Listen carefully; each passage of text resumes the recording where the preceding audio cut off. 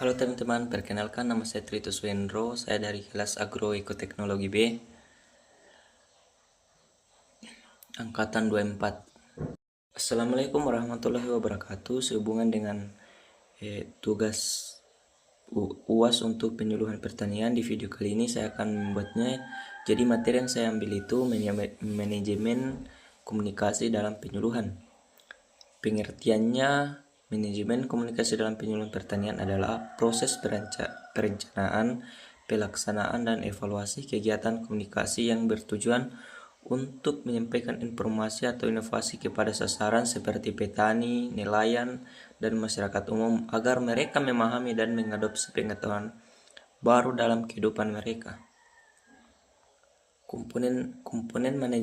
Komponen yang paling penting, beberapa komponen penting dalam komunikasi penyuluhan. Yang pertama itu komunikator atau penyuluh.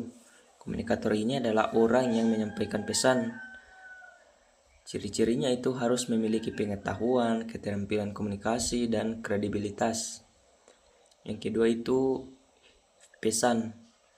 Pesan ini adalah pesan itu isinya adalah informasi yang disampaikan, misalnya teknologi baru, cara budidaya, dan pemakaian pupuk-pupuk organik.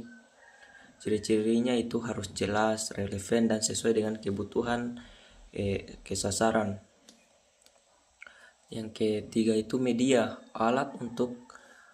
Media ini adalah alat atau saluran untuk menyampaikan pesan. Contohnya itu melalui video atau media sosial. Ciri-cirinya itu pemilihan media harus mempertimbangkan tingkat literasi dan sasaran akses. Seperti petani itu harus memiliki contohnya itu petani bisa menggunakan video. Kan kita buat video dan diperlihatkan kepada petani tersebut atau ke sasaran. Yang keempat, sasaran atau komunikan adalah penerima informasi, contohnya petani, kelompok tani, ibu-ibu rumah tangga. Ciri-ciri itu harus dikenali karakteristiknya agar pendekatan komunikasi lebih tepat atau mudah. Yang kelima itu umpan balik atau tanggapan dari sasaran atau pesan yang diterima, atau tanggapan dari sasaran yang menerima dari penyuluhan, yang menjadi bahan evaluasi bagi penyuluh apakah pesan diterima atau tidak. Dan itu bisa menjadi bahan mempertimbangkan kita dari tanggapan dari si penerima, bisa menjadi bahan evaluasi. Langkah-langkah yang selanjutnya juga langkah-langkah manajemen komunikasi penyuluhan.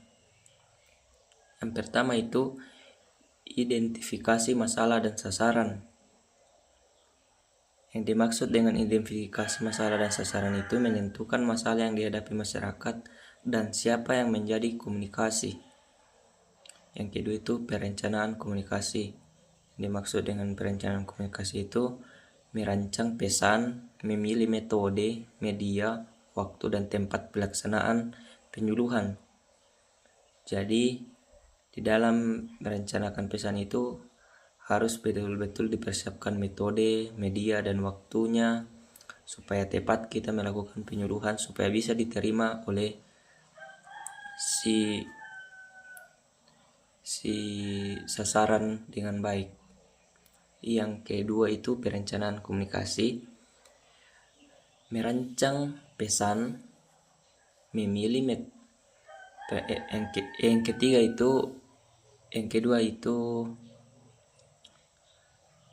itu pelaksanaan komunikasi, yaitu menyampaikan pesan sesuai dengan rencana atau menggunakan pendekatan persitipasif agar sasaran aktif, yaitu menentukan dengan cara apa kita menyampaikan pesan, atau apakah melalui video atau yang paling efektif itu melalui secara langsung, atau yang lebih dikenal sebagai kita lebih bicara langsung kepada si penerima ini atau petani. Yang keempat itu monitoring atau evaluasi, mengukur efektivitas komunikasi. Apakah sasaran paham, tertarik, dan mau mengadopsi pesan. Yang selanjutnya itu prinsip-prinsip manajemen komunikasi yang efektif. Yang pertama itu sederhana dan jelas, gunanya yaitu dengan cara menggunakan bahasa yang dimengerti sasaran. Yang kedua, empatik, pahami kebutuhan sasaran, budaya, dan kondisi lokal pada sasaran yang Anda tuju. Selanjutnya, yang ketiga itu interaktif, libatkan sasaran dalam proses penyuluhan. Yang keempat itu berorientasi pada perubahan perilaku, yaitu tujuan akhir dari komunikasi adalah perubahan positif dalam tindakan sasaran. Contoh aplikasi dalam manajemen penyuluhan komunikasi dalam penyuluhan itu misalkan penyuluhan pertanian, penyuluh ingin memperkenalkan penggunaan pupuk organik, maka ia harus seperti mengkaji kondisi petani dan masalah tanah, atau mengenali dulu kondisi petani yang Anda akan tempati menyuluhkan pertanian. Yang kedua, menyusun materi sesederhana dan semenarik mungkin, atau menyiapkan materi yang bisa dipahami dengan jelas oleh petani dan jangan berbelit-belit.